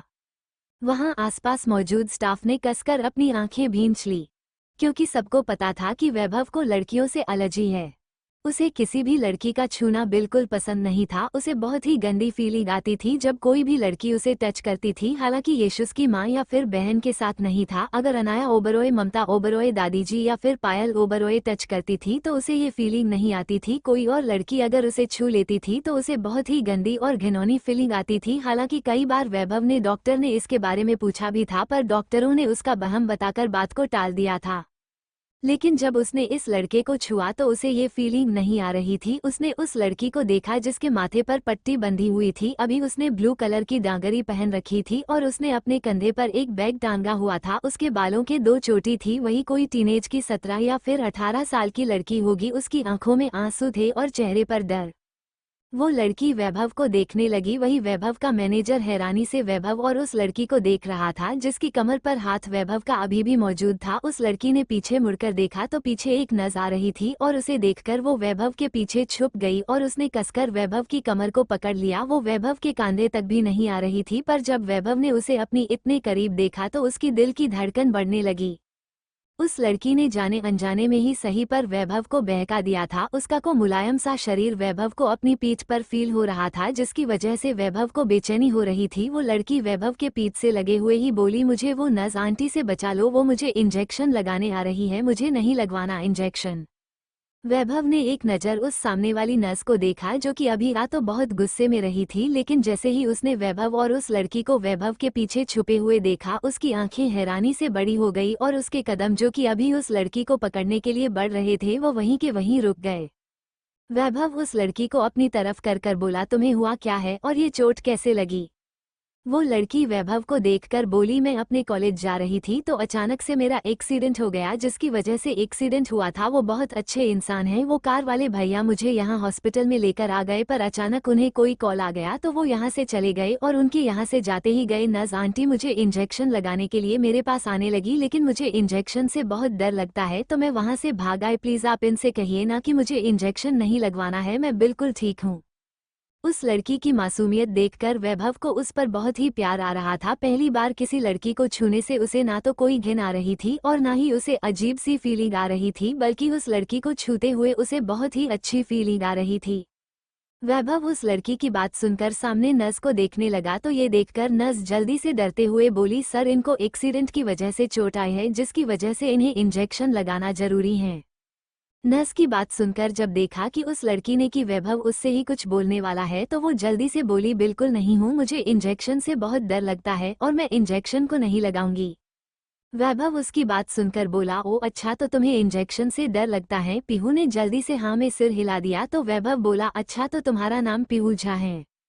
पीहू मुस्कुराते हुए बोली, हाँ मेरा नाम पीहू है और मैं यही के पास के कॉलेज में पढ़ती हूँ, bachelor of business administration BBA first year की स्टूडेंट हूँ। अचानक उसके मुंह से आह निकल गई। उसने देखा तो नर्स ने उसे इंजेक्शन लगा दिया था और ये देखकर पीहू गुस्से से वैभव की तरफ देखने लगी, क्योंकि बात करते टाइम नर्स को वैभव ने इशारा कर दिया था इंजेक्शन लगाने का और इसलिए नर्स ने आगे बढ़कर पीहू को इंजेक्शन लगा दिया। पीहू वैभव की तरफ देखकर बोली, आपने मेरे साथ चीटिंग की है, आपने जानबूझकर मुझसे ऐसा क्वेश्चन पूछा ना ताकि मैं अपने बारे में बताऊं और फिर ये नर्स आंटी मुझे इंजेक्शन लगा दे, आप बहुत बुरे हो, मैं अब आपसे कभी दोबारा नहीं मिलूंगी। कहकर वो जैसे ही जाने लगी कि सिर में चोट लग जाने की वजह से उसे चक्कर आ गया और वो फिर से गिरने को हुई कि वैभव ने उसे संभाल लिया और उसे अपनी गोद में उठाते हुए बोला, मिस पीहू झा, मुझे पता है आप बहुत ही ज्यादा डांसिंग लड़की हो, पर फिलहाल अभी आपको चोट लगी है तो मेरी गोद में ही रहना, हिलने की कोशिश मत करना वरना मैं तुम्हें जमीन पर गिरा सकता हूँ, और अगर मैंने तुम्हें जमीन पर गिरा दिया मैंने तो सोच लो तुम्हें इससे दोगुनी चोट लग सकती है। पीहू अभी हैरानी से वैभव को देख रही थी और उसकी दुगनी हैरानी से वैभव का मैनेजर अपने बॉस को देख रहा था और सबसे ज्यादा हैरान तो वहाँ के स्टाफ था, जो कि बहुत ही ज्यादा हैरान होकर पीहू और वैभव को देख रहा था। मैनेजर ने उन सब को इशारा किया तो वो सारे अपने अपने काम में लग गए और मैनेजर वैभव की तरफ देखकर बोला, बॉस मुझे लगता है मुझे अभी कुछ जरूरी काम है, मैं आपको बाद में बात करूंगा। वैभव ने भी उससे कुछ नहीं कहा और वो पीहू को लेकर अपनी कार के पास आ गया। उसने पीहू को कार में बिठा दिया। पीहू बोली, ओ ए अनजान इंसान, मैं आपको जानती तक नहीं हूँ, आप मुझे यहाँ से कहाँ लेकर जा रहे हो? अगर आपने मेरी किडनैपिंग करने की कोशिश की ना तो मैं आपकी पुलिस में कंप्लेंट कर दूंगी। देखो मुझे ना डरपोक लड़की मत समझ लेना, मैं बहुत रिच फैमिली से हूँ, बहुत ही ज्यादा रईस हूँ, ध्यान रखना मेरे माँ बाप मुझे ढूंढने के लिए ना धरती आसमान एक कर देंगे, समझ में आया? मैं अपने परिवार की इकलौती लड़की हूँ तो तुम मेरा इस तरह से किडनैपिंग नहीं कर सकते। कहकर वो बाहर जाने लगी। वैभव ने उसका हाथ पकड़ लिया और उसे सही से बैठाते हुए बोला, अच्छा तो तुम्हें लगता है कि मैं तुम्हारी किडनैपिंग कर रहा हूँ, है ना? पीहू गुस्से में बोली, और नहीं तो क्या ऐसे किसी अनजान लड़की को अपनी कार में उठाकर ले आओगे तो कौन लड़की तुम पर विश्वास करेगी, बताना जरा मुझे। वैभव ने पीहू के सवालों का कोई भी जवाब नहीं दिया, बल्कि उसे अपना फोन उठाया और किसी को कॉल लगा दिया। फिर कॉल स्पीकर पर डालते हुए बोला, हेलो मिस्टर झा, कैसे हैं आप? मिस्टर झा की मुस्कुराती हुई आवाज फोन पर आई। हेलो मिस्टर ओब्रॉय, मैं बिल्कुल ठीक हूँ, आप बताइए कैसे फोन किया मुझे? वैभव बोला, अरे कुछ नहीं मिस्टर, आपकी बेटी मुझे मिल गई थी और उसे मुझ पर बिलीव नहीं हो रहा है, उसे लग रहा है कि मैं कोई अनजान इंसान हूँ जो उसकी किडनैपिंग करने वाला हूँ। अब आगे वैभव पीहू को देखकर मिस्टर झा से बोला, आफ्टर ऑल ये तो बहुत रिच हैं तो उसकी फैमिली मेंबर से ढूंढने में धरती आसमान एक कर देंगे। वैभव पीहू की एक्टिंग करते हुए बोला। वहीं पीहू ने जब अपने पापा की आवाज सुनी तो वो हैरानी से कभी फोन को देख रही थी तो कभी वैभव को, लेकिन जब वैभव ने उसकी एक्टिंग करना शुरू किया तो वो गुस्सा करते हुए बोली, पापा पर इस इंसान ने मुझे जबरदस्ती कार में बिठा दिया और बोला कि मैं तुम्हें घर छोड़ दूंगा, तो मैं ऐसे कैसे किसी पर भरोसा कर लूं। मिस्टर जहां पीहू को समझाते हुए बोले, पीहू बेटा ये वैभव ओबरॉय है, अभिमन्यु ओबरॉय के छोटे भाई। अभिमन्यु को तो तुम जानती हो ना, वो जिसे तुम भैया भैया बोलती रहती हो। पीहू मुस्कुराते हुए बोली, हाँ मैं अभिमन्यु भैया को जानती हूँ, तो ये खड़ूस उन्हीं के भैया हैं। मिस्टर झा हंसते हुए बोले, हाँ ये उन्हीं के भैया है। अच्छा बेटा मैं अभी मीटिंग में हूँ, मैं तुम्हें बाद में बात करूंगा, अभी फिलहाल वैभव के साथ तुम घर चली जाओ, ठीक है। पीहू ने हाँ में सिर हिला दिया। वही वैभव गुस्से में पीहू को देख रहा था, वो उसकी तरफ देखकर बोला, मैं तुम्हें कहाँ से खड़ूस लगता हूँ। पीहू मुंह बनाते हुए बोली, जिस तरह से आपकी हरकतें हैं, और ऐसे पहली बार किसी अनजान लड़की को गोद में उठाकर कार में बैठा दिया, कुछ शर्म नहीं आई आपको। वैभव ने पीहू को उसकी सीट से उठाकर अपनी गोद में बैठा लिया था और वो पीहू के बालों को सही करते हुए बोला, पीहू तुम्हें पता भी है, तुम्हारे बारे में मेरे पास सारी जानकारी है, बचपन से लेकर आज तक तुम जो जो करती हो वो सारी जानकारी मेरे पास है। बट मैंने सोचा था कि मैं तुम्हारे 18 बर्थडे पर तुम्हें सरप्राइज दूंगा, पर तुमने तो मुझसे पहले ही सरप्राइज दे दी और मुझे इस तरह हॉस्पिटल में मिल गई। एक तो वैभव के अचानक गोद में उठा लेने की वजह से पीहू बहुत ज्यादा घबरा चुकी थी और दूसरी उसकी बातें सुनकर पीहू असमंजस में वैभव की तरफ देखने लगी, क्योंकि उसे अभी वैभव की बातें समझ में नहीं आ रही थी। वो वैभव की तरफ देखकर बोली, क्या मतलब है आपका कि आप मुझे 18 बर्थडे पर सरप्राइज देंगे और मेरी सारी इन्फॉर्मेशन आपके पास थी? क्या आप मुझे पहले से ही जानते हो, और अगर जानते हो तो फिर कभी मुझसे मिलने क्यों नहीं आए? वैभव उसके बालों को सही करते हुए बोला, मैंने सोचा था कि मैं अपनी जान को सरप्राइज दूंगा, बट तुमने तो मुझे ही सरप्राइज दे दिया। पीहू उसकी तरफ देखकर बोली, मुझे जान मत बुलाओ, मेरा नाम पीहू है, मैं किसी की जान नहीं हूँ। वैभव ने पीहू के चेहरे को अपने हाथों में पकड़ लिया और अपनी तरफ कर बहुत ही सीरियस आवाज में बोला, अब जब तुमने मुझे सरप्राइज दे ही दिया है और तुम मुझे पहचान ही चुकी हो तो मेरी एक बात सुनो, तुम मेरी जान हो, समझ में आया? मेरी गर्लफ्रेंड तो आज से तुम सारे लड़कों से दूर रहोगी।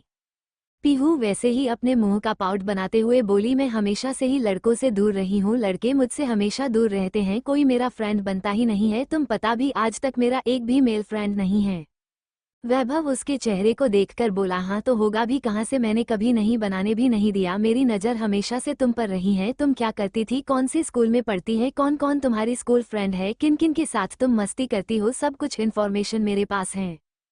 पीहू हैरानी से बोली, लेकिन आप मुझे ही अपनी गर्लफ्रेंड क्यों बनाना चाहते हो? मैं तो आपसे इतनी छोटी भी हूँ, और ऊपर से अगर आपको कोई गर्लफ्रेंड बनानी है तो अपनी ही उम्र की बनाई ना, मैं तो आपको जानती भी नहीं हूँ। मैंने सुनाया गर्लफ्रेंड बॉयफ्रेंड एक दूसरे को जानते हैं।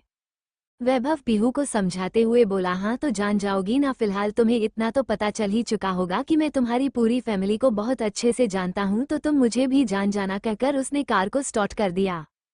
पीहू हैरान होते हुए बोली, अरे लेकिन मुझे अपनी सीट पर तो बैठने दो, और गर्लफ्रेंड बनने के लिए मैंने अभी हाँ नहीं कहा है। वैभव कार चलाते हुए बोला, हाँ तो मुझे तुम्हारी हाँ सुनने का कोई शौक भी नहीं है, चुपचाप यहीं बैठी रहो, कहकर उसने पीहू की कमर पर हाथ रख लिया और कार को पीहू के विला की तरफ मोड़ लिया। पीहू को वैभव की गोद में बैठे हुए बड़ा अनकंफर्टेबल हो रहा था, वो बार बार इधर उधर हो रही थी, जिससे वैभव का ध्यान बार बार पीहू पर जा रहा था। वो पीहू की कमर पर हाथ कसते हुए बोला, हिलो मत वरना मैं तुम्हें किस कर दूंगा। जैसे ही वैभव की बात पीहू के कानों में पड़ी, पीहू वैभव की गोदी में ही जम सी गई, उसने जोर से सांस लेने की भी हिम्मत नहीं की, और ये देखकर वैभव के चेहरे पर एक प्यारी सी मुस्कुराहट आ गई और वो पीहू के शोल्डर पर सिर रखकर कार को चलाने लगा। वहीं वैभव के इस तरह करने से पीहू के शरीर के रोंगटे खड़े हो रहे थे, पर फिर भी उसमें कुछ भी नहीं कहा, क्योंकि जिस तरह से अभी उसके पापा वैभव से बात कर रहे थे, उसे इतना तो पता चल चुका था कि वैभव को उसकी फैमिली मेंबर्स बहुत अच्छे से जानते हैं, इसलिए उसे वैभव से इतना डर नहीं लग रहा था। पर जिस तरह से वैभव ने अभी उसे अपनी गर्लफ्रेंड बनाने की बात की थी और उस पर अपनी नज़र रखने की बात बताई थी, उसे थोड़ा गुस्सा आ रहा था, क्योंकि इसी इंसान के वजह से कभी भी कोई भी उसका मेल फ्रेंड नहीं बना था, सारी उसकी गर्ल ही फ्रेंड बनी थी। कुछ देर बाद पीहू का विला आ गया। पीहू जैसे ही अपने विला में जाने को लिए कार से उतरने वाली थी कि वैभव ने उसे अपनी तरफ और भी ज्यादा खींच लिया, जिससे पीहू की वेक वैभव की चेस्ट से जा लगी। पीहू अब हैरान होकर वैभव की तरफ देख रही थी। वैभव उसकी तरफ देखकर बोला, तुम मेरी गर्लफ्रेंड हो, समझ में आया? तो इसी नाते अब मैं तुम्हें किस कर रहा हूँ। पीयू ने जल्दी से अपने दोनों हाथों को अपने होठों पर रख लिया और नामे सिर हिलाने लगी। ये देखकर वैभव पीयू की हरकतों पर अपना सिर नामे हिलाने लगा। उसने पीयू का सिर पकड़ा और उसके माथे पर एक प्यारी सी किस कर दी, जिसे देखकर पीहू को भी थोड़ी राहत मिली, क्योंकि जिस तरह से वैभव ने उसे बोला था उसे लगा कि वैभव उसके होठों पर किस करेगा और इसी वजह से वो डर गई थी और बिना कुछ सोचे उसने अपने होठों पर हाथ रख दिए थे। अब जब वैभव ने उसके माथे पर किस की तो उसे थोड़ा ऑकवर्ड लगन लगा। वैभव ने उसकी कमर से अपना हाथ हटा लिया और ये देखकर पीहू जल्दी से अपने विला के अंदर भाग गई, पर अचानक से रुकी और फिर से मुड़कर वैभव की तरफ देखने लगी, जो कि अभी भी उसे ही देख रहा था, और ये देखकर वो सीधे अपने विला के अंदर भाग गई। वहीं वैभव के चेहरे पर एक प्यारी सी मुस्कुराहट आ गई और वो खुद से ही बोला, तो फाइनली तुम मुझे मिल ही गई मेरी गर्लफ्रेंड, कहकर वो भी वहां से कंपनी के लिए चला गया। एक डिम लाइट रूम में एक औरत चेयर पर बैठे हुए थी। उसकी उम्र यही कोई 40 से 41 के आसपास की होगी। वो अभी सामने बड़े ही गौर से देख रही थी। दरअसल सामने ओबरॉय फैमिली की फोटो बार बार बदल रही थी और वो उन फोटो को देखकर अजीब से रिएक्शन दे रही थी। वो अपने पास में खड़े गार्ड्स की तरफ देखकर बोली, तुम सब के सब नालायक हो। अरे जिसकी फोटो मैंने तुम्हें लाने के लिए बोला था, इन फोटो में वो कहीं भी नहीं है। ये कौन सी फोटो उठाकर ले आए तुम? अपनी लेडी बॉस की डांट सुनकर उन सब लोगों ने अपना अपना सिर झुका लिया, पर एक उनमें से आगे आते हुए बोला, आप एक बार देखिए तो सही, आपको जरूर जो फोटो चाहिए इन्हें फोटो में मिल जाएगी। वो लेडी गुस्से में उस इंसान की तरफ घूरने लगी और अपने हाथ में से पकड़ी रिवाल्वर को उसके माथे पर पॉइंट करते हुए बोली, अच्छा तो कहाँ है वो फोटो जो मुझे चाहिए? ये देखकर उस आदमी का गला ही सूख गया, लेकिन अचानक वो आदमी जल्दी से बोला, अरे मैडम देखी वो रही फोटो। उस लेडी ने घूमकर पीछे देखा तो पीछे एक फोटो को देखकर उसकी आंखें चमक उठी।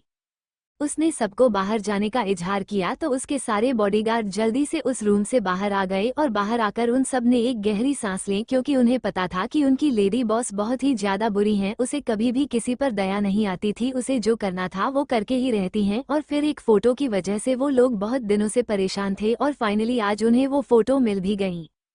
लेकिन उस फोटो में मौजूद फैमिली कोई आम फैमिली नहीं थी, ओबरॉय फैमिली के लोग हैं, जिसकी वजह से अभी उन्हें अपनी लेडी बॉस पर उन्हें थोड़ा तरस आ रहा था। अपनी लेडी बॉस पर, क्योंकि वो उसके गार्ड्स थे, इसकी वजह से उन्हें अपनी लेडी बॉस पर थोड़ा तरस भी आ रहा था कि जो काम वो करने जा रही थी अगर वो थोड़ा सा भी फंस गई तो ओबरॉय परिवार उनका नामोनिशान मिटा देगा। और ये बात वो कैसे अपनी लेडी बॉस से कह सकते थे? अगर कोई भी ये हिम्मत भी करता तो उसे अपनी जान से हाथ धोना पड़ता, और वो अपनी जान को इतनी जल्दी तो नहीं गंवा सकते थे, इसलिए उन्होंने कभी कुछ नहीं कहा। वो बॉडीगार्ड जिसके माथे पर अभी उस लेडी बॉस ने गन को पॉइंट किया था, वो अभी दूसरे बॉडीगार्ड की तरफ देखकर बोला, लगता है ये लेडी बॉस पागल हो चुकी है। वो जिस लड़की को अपने कैद में कैद करने वाली है वो कोई मामूली इंसान नहीं है, वो ओबरॉय परिवार से है। पता नहीं इनका क्या होगा। अगर अभिमन्यु ओबरॉय को पता चल गया ना तो वो लेडी बॉस को जहन्नम के दर्शन करवा देगा। दूसरा बॉडीगार्ड से शांत करवाते हुए बोला, अरे अरे बस भाई बस, अगर लेडी बॉस ने सुन लिया ना तो वो हमें अभी ही जहन्नुम पहुंच देंगी, इसलिए चुप हो जाओ। अब आगे होटल नयनतारा में देवांश, जो कि अभी अपने असिस्टेंट के साथ होटल नयनतारा में बिजनेस से रिलेटेड मीटिंग करने आया हुआ था, उसकी मीटिंग कंप्लीट हो चुकी थी और वो अभी वहां से वापस पार्किंग की तरफ जा रहा था। उसके बॉडीगार्ड सब बाहर की तरफ से खड़े हुए थे, अभी उसके साथ में सिर्फ उसका असिस्टेंट ही था। अचानक देवांश को कुछ याद आया और वो अपने असिस्टेंट जो कि उसके पीछे ही आ रहा था उससे कुछ कहने के लिए पीछे मुड़ा, पर उसकी नज़र कहीं और जाकर ठहर सी गई। उसकी आंखें ठंडी हो चुकी थी। असिस्टेंट जो कि अपने बॉस के रिएक्शन से थोड़ा हैरान हो चुका था, उसने अपने बॉस की नजरों का पीछा किया और जब उसने सामने तनुजा को देखा जो कि अभी अपने दोस्त के साथ हंस हंसकर लंच कर रही थी, तो वो सारा मैटर समझ चुका था। उसने इस लड़की को कहीं तो देखा था, यही सोचते हुए वो अपने दिमाग में जोर लगाने लगा। अरे हाँ, अचानक उसे याद आया, उसने तो इस लड़की को अपने बॉस देवांश के फोन में देखा था। इसी लड़की को देखकर तो उसके बॉस मुस्कुराते थे, तो क्या बॉस को ये लड़की पसंद आ गई है? यही सब सोचते हुए उसने अपने बॉस को देखा जो कि अभी भी तनुजा की ही तरफ देख रहा था, या फिर ये कहो कि तनुजा के पास में बैठे हुए उस लड़के को घूर रहा था जो कि तनुजा के पास में बैठे हुए हंस हंसकर बातें कर रहा था। देवांश ने अपने असिस्टेंट की तरफ देखकर कहा, तुम पार्किंग एरिया में मेरा वेट करो, मैं कुछ देर में आ रहा हूँ। यस बॉस बोलकर असिस्टेंट वहां से चला गया, क्योंकि वो अपने बॉस से इस बारे में कुछ नहीं पूछ सकता था, क्योंकि उसे पता था देवांश उसे जवाब तभी देगा जब उसका मन होगा। देवांश वहां से डायरेक्ट तनुजा और उस लड़के की तरफ आ गया। अचानक उस लड़के ने जब अपने पास किसी को खड़े हुए महसूस किया तो उसने अपना सिर उठाकर देवांश की तरफ देखा। वो लड़का देवांश की तरफ देखकर बोला, जी कहिए क्या प्रॉब्लम है आपकी? देवांश ने उसको इग्नोर किया और उसने तनुजा के हाथ पकड़कर उसे खड़ा कर दिया। तनुजा, जो कि अभी उस लड़के से बात करते हुए हंस हंसकर स्नैक्स खा रही थी, अचानक देवांश के खड़े कर देने की वजह से बहुत शॉक्ड होकर देवांश की तरफ देखने लगी, पर वो जो कुछ कहने के लिए हुई थी उसकी जवान देवांश का चेहरा देखकर रुक सी गई। देवांश तनुजा की तरफ देखकर अपनी आंखें छोटी करते हुए बोला, तुम्हारा फीवर अभी पूरी तरीके से ठीक नहीं हुआ है। लास्ट नाइट तुम मेरे साथ थी और तुम अब यहाँ पर लंच कर रही हो। तुम्हें नहीं लगता कि तुम्हें आराम करना चाहिए मिस रूम पार्टनर? तनुजा उसकी बात सुनकर हैरानी से देवांश को देख रही थी। अरे माना कि अगर उसे फीवर आ गया था और उसने एक रात देवांश के साथ बिताई थी तो क्या आसमान टूट गया, फिर पहाड़ फट गया? इतनी तो कोई बड़ी बात नहीं हो गई थी। और फिर देवांश तो ऐसे रिएक्ट कर रहा है, इनफैक्ट ऐसे सबके सामने पैटर्न कर रहा है जैसे कि उस रात को उन दोनों के बीच कुछ हुआ था, जबकि सच्चाई वो बहुत अच्छे से जानता है। इसलिए वो कुछ कहने को हुई कि तनुजा के पास में खड़ा हुआ तनुजा का दोस्त देवांश की तरफ देखकर बोला, ये क्या बोल रहे हो तुम? तुम्हें पता भी है? और फिर तनुजा तुम्हारे साथ रात को क्या कर रही थी और फिर इसकी तबीयत को क्या हुआ? तनुजा अपने उस दोस्त का हाथ पकड़कर बोली, ऋषि मेरी बात सुनो। पर देवांश नजरें और भी ज्यादा कठोर हो गई। उसने तनुजा को अपनी तरफ खींच लिया और तनुजा के दोस्त जो कि ऋषि था वो उसके पास गया और उसके जस्ट कान में जाकर बोला, तनुजा मेरी रूम पार्टनर है और हमने साथ में एक रात गुजारी है। जाहिर सी बात है उसका फर्स्ट टाइम था तो उसकी तबीयत ठीक नहीं है, इसलिए मुझे उसकी फिक्र हो रही थी, तो वो तुमसे बाद में मिलेगी कहकर वो तनुजा को वहां से लेकर जाने लगा। तनुजा उसके पीछे जाते हुए बोली, अरे लेकिन बताओ तो सही है, तुमने ऋषि से क्या कहा? देवांश उसकी तरफ देखकर बोला, वही जो मुझे ठीक लगा कहकर वो तनुजा को वहां से अपने रूम में लेकर आ गया। दरअसल होटल नयनतारा में एक रूम उसका खुद का था, क्योंकि ये होटल जिया सहगल का था और जिया सहगल उसकी दोस्त थी, जिसकी वजह से एक रूम परमानेंट उसके लिए था। वही तनुजा और देवांश की जाने के बाद ऋषि, जिसकी आंखें गुस्से से लाल हो चुकी थी, वो अपनी मुट्ठियों को जोर से भींचते हुए बोला, डोंट वरी तनुजा, सिर्फ मेरी हैं, सिर्फ और सिर्फ मेरी। तुम आज भले ही उसे अपने साथ लेकर गए हो, लेकिन तनुजा सिर्फ मेरे ही पास आएगी, क्योंकि वो सिर्फ और सिर्फ ऋषि मेहरा की हैं। और हाँ, ये तो मैं बहुत अच्छे से पता करवा लूंगा कि तुमने तनुजा के साथ रात बिताई है या फिर नहीं, और अगर ये सच हुआ तो इसकी सजा तनुजा को मिलेगी, क्योंकि मुझे बर्दाश्त नहीं है कि मेरी चीज को कोई और हाथ लगाए, और फिर उस चीज को जो मेरी सबसे पसंदीदा चीज है कहकर ऋषि ने अपने असिस्टेंट को कॉल किया और वो वहां से अपनी कार को लेकर चला गया। ऋषि मेहरा कॉरपोरेशन का सीईओ और तनुजा का दोस्त। दरअसल तनुजा मुखर्जी के पापा ऋषि मेहरा के पापा के दोस्त हैं, जिसकी वजह से तनुजा और ऋषि बचपन से ही एक दूसरे के अच्छे दोस्त थे। हालांकि ऋषि तनुजा से 5 साल बड़ा है, पर फिर भी उसने हमेशा तनुजा की बहुत अच्छे से केयर की है। पर तनुजा हमेशा ऋषि को अपना बेस्ट फ्रेंड मानती थी, लेकिन ये बात अभी तक उसे नहीं पता है कि ऋषि उसे पसंद करता है। इनफैक्ट इतना पसंद करता है कि वो किसी और को उसके साथ देखना तक नहीं चाहता था। रूम में आकर तनुजा देवांश की तरफ देखकर बोली, आप मुझे बताइए ना कि आपने ऋषि के कान में क्या बोला? देवांश ने तनुजा की कमर को पकड़कर अपने करीब खींच लिया और उसकी आंखों में देखते हुए बोला, तुम ऋषि से दूर रहना, समझ में आया? वो अच्छा इंसान नहीं है। तनुजा उससे दूर हटते हुए बोली, और मैं क्यों मानूं आपकी बात? कम से कम वो आपसे तो ज्यादा ही अच्छा है। मैंने पूरा बचपन उसके साथ बिताया है, उसने कभी भी मेरे साथ कोई भी घटिया हरकत करने की कोशिश नहीं की, तो तुम कैसे कह सकती हूँ कि ऋषि बेकार हैं? और फिर ऋषि की फैमिली मेरी फैमिली बहुत अच्छे से जानती है, मुझे उस पर पूरा भरोसा है और वो मेरा बहुत अच्छा दोस्त है, समझे आप? उसकी इतनी तारीफ सुनकर देवांश फिर से तनुजा को अपनी तरफ खींचा और उसकी कमर को टाइटली पकड़ लिया, जिससे तनुजा को अपनी कावा में हल्का दर्द भी हो रहा था। वो उसकी बाहों में हिलते हुए बोली, ये क्या कर रहे हैं आप? मेरी कमर में दर्द हो रहा है। लेकिन देवांश ने तो जैसे कुछ सुनना ही नहीं था। वो तनुजा के चेहरे को अपने एक हाथ से पकड़ते हुए बोला, मुझे फर्क नहीं पड़ता है कि वो कैसा है और कैसा नहीं, लेकिन तुम्हारे मुंह से मुझे किसी और की तारीफ नहीं सुननी है मिस रूम पार्टनर, और मैं तुम्हें पसंद करने लगा हूँ। आई लाइक यू, इसलिए मैं चाहता हूँ कि तुम भी मुझे पसंद करो। वही तनुजा ने जैसे ही देवांश के मुंह से सुना कि वो भी उसे पसंद करता है, उसकी आंखें हैरानी से बड़ी हो गईं। उसके मन में तो ऐसा लग रहा था जैसे खुशियों का गुब्बारा फूट गया हो। वो अपने मन में बोली, मतलब ये भी मुझे पसंद करता है? मैं तो सोच रही थी कि मैं ही हूँ इसे पसंद करती हूँ, लेकिन नहीं, ये भी मुझे पसंद करता है। मेरा दिल गार्डन गार्डन हो गया, ऐसा लग रहा है जैसे मेरा दिल कूद कूद कर इसके हाथों में आ जाएगा।